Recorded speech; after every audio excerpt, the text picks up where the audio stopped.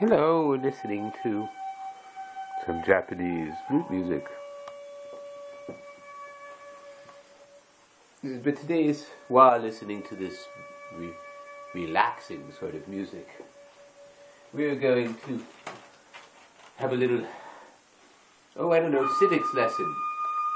We're going to examine the contents of this yellow piece of paper with the blue redaction, which happens to be the name of the person we're talking about. My name, by the way, is Godsford. The person who we're talking about is not Godsford. It's not the name written here.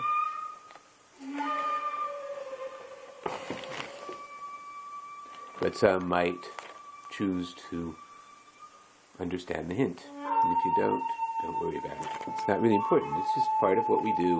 We play a little bit. We make little puzzles.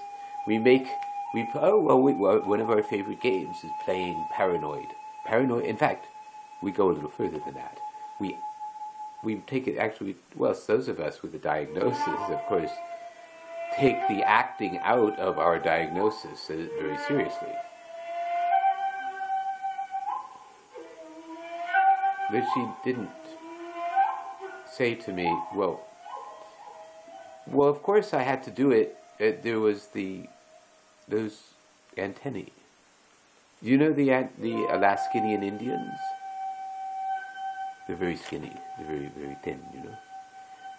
And they're up in the Sarah Palin owns some.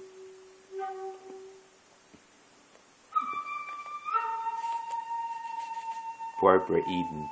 I Dream of Jeannie. Barbara Eden, yes, I was going to say Jordan.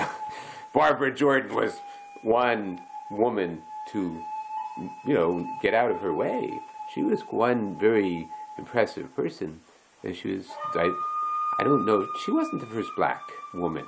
That was Shirley Temple. Well, her name is Shirley Temple Black. And she wasn't she a congresswoman? She was the first black woman. From what I understand, she was not the most open-minded of people. Well, you're frozen at, got curls and I'm so cute. You can't be exactly, you're not allowed to grow up, Anyway, no, not Shirley Jackson.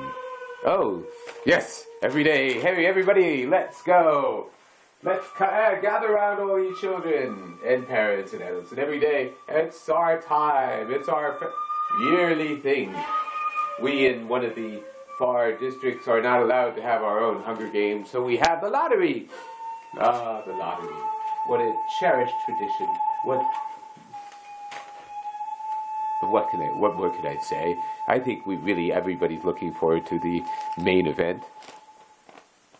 Somebody's been chopping straw all day for this. And then, it's the one that, when the finger gets chopped off, that's the one. So it's the red one. We used to do short, but that didn't work because, you see, people would bring in, they'd have stuffed in them a whole bunch of different lengths of straw. And they would, with glue, stuck on one end, they would just, mine is just as long as everybody. Hey, everybody here has the same length, don't we? Too bad, let's go home. And you wouldn't believe how many people are still alive today due to the old straw trick, but we fixed that. We basically say to our servants, the Nova Scotia Fatchin Indians. Fatuous. Fatuous. Well, some of them probably eat a lot too. Oh, they all do actually. They're into, lox. Well, and because they have so much lox, and of course, they've got to eat it with something. So some nice bagels. Outside of New York, the only place you can get real water-boiled bagels, other than certain places in New Jersey or something where, people live in caves or something. I don't know. But anyway, so the Nova Scotians, yes, they are so into, well, that's why they're so fat. They have real bagels. Oh, the kind of, and lox. Oh, and they pile on the cream cheese. It's sort of like, give me, it's like, they basically, take a 4-ounce slab, of Philadelphia bread cheese, and they don't even do the light stuff. They don't give a flying frugal, and they just kind of slap it on, and then they take, some lox, a couple, I don't know, half a pound or something. I mean, they're really into this stuff. And it's cheap. I mean, it's not like $25 a pound. It's like, it's there. It's everywhere. Here, there, and everywhere. We are the lox capital of the world. So, and you've got to have capers. Now, that is one of the problems, because capers don't grow there. Oh, and onions. Well, yeah, right. They're not big on onions either. So, this stuff has to be imported at great expense. It's not that expensive. What am I saying? Capers? Depends what kind. And they happen to be extremely picky. They have religious issues about the kind of caper they eat. Did I say engage? Are you engaged? Really? No, I didn't mean engaged like to be married. What are you talking about? You're freaking 4 years old. No, kiddo. I said, are you engaged at this moment? I would like to show you a magic trick. That's what I meant.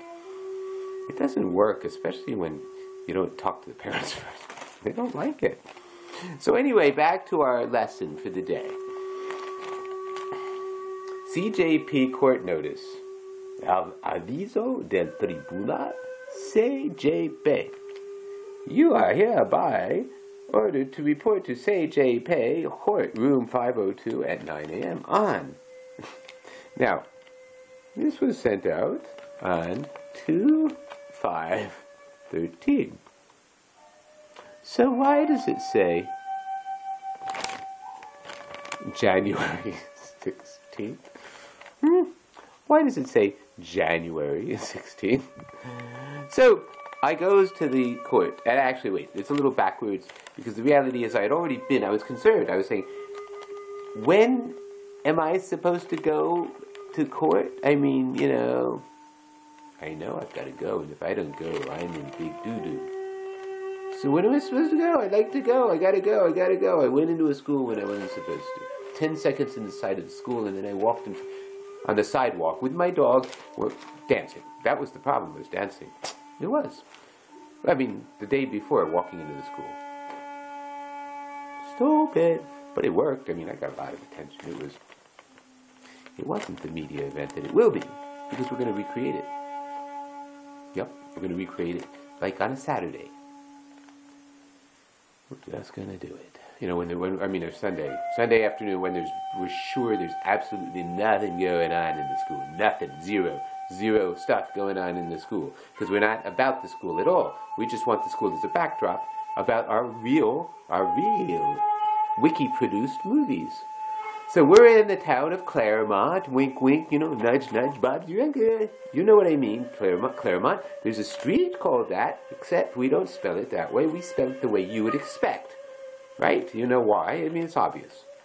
The fictional town of Claremont. I almost said the fictional town of the thing that it's a fictional town. I mean the real name, the real town. Because, yes, Claremont is a fictional town, but it's based on a very real town. Very, very real. A town that does things like this. Did you realize, you probably haven't checked your calendar. If you're looking at this and saying, okay, so it's not January 16th. Well, so anyway, I was there to ask, and they said, we mailed this to you. So that, I'm sorry, it was 2 days ago, I was in the courthouse saying, I don't know when my arraignment is going to be, please tell me. So they gave me a copy. I look at it and say, hey, wait a minute. January 16th, this doesn't make any sense. It's this, this is already February. So they said, oh, look at that, look at that, look at that. So they went and crossed it out. So this is the one I got in the mail. The other one, I don't know what happened to it. The one they gave me earlier, they just wrote over it. They just wrote February, not January 16th. I didn't know court was in session on Saturday. I mean, every step of the way, I expect this kind of incompetence. It's my job to get to this. I need to know about it.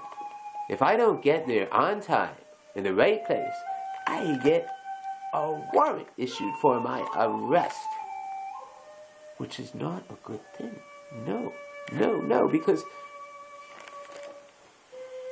those Claremont cops are just itching to figure out how to get me in trouble. And if I have a warrant out on my arrest, well, I'll get it. I would not go anywhere near Claremont as long as I have a warrant out for me. I mean, I got to clear that up. I mean, and it's not going to happen. I'm going to go. But excuse me, you're saying I've got to go to court on Saturday after I first tell you, wait, it can't be January 16th, and then you tell me it's February 16th. Excuse me. I think I have a right to be told the right thing. I'm glad it was Saturday, because what if it was really the 14th, which is Thursday, and they said the 15th? Friday. Oh, here I am. It's Friday the 15th. Oh, wait, you didn't come here yesterday. Ooh, you're in extra trouble, young man. Just trying to keep my customers satisfied. Deputy Sheriff said to me, what you come here for, boy? You better get your bags and leave. You're in trouble, boy, and now you're headed in for more. It's the same old story. Everywhere I go, I get libeled, slandered. I hear words and every word in the Bible, and I'm so tired. I'm so tired. Just trying to keep my customers satisfied.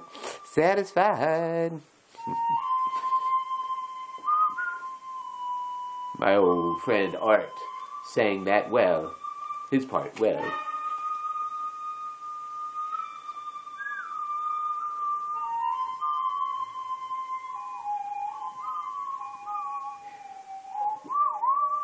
Anyway, my whistling is not my strong suit. I'm going to stop. I'm Godsford.